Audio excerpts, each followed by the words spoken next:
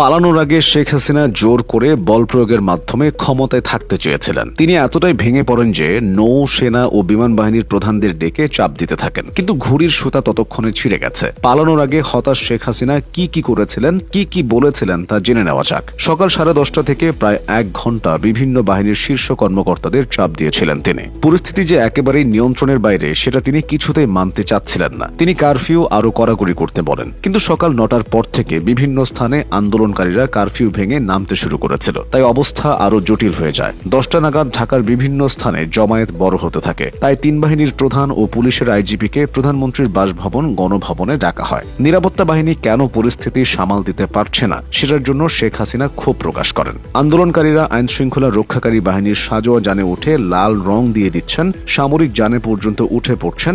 এরপরও কেন তারা কঠোর হচ্ছে না সেটা নিয়েও ক্ষোভ প্রকাশ করেন তিনি। এছাড়া বিশ্বাস করে এই কর্মকর্তাদের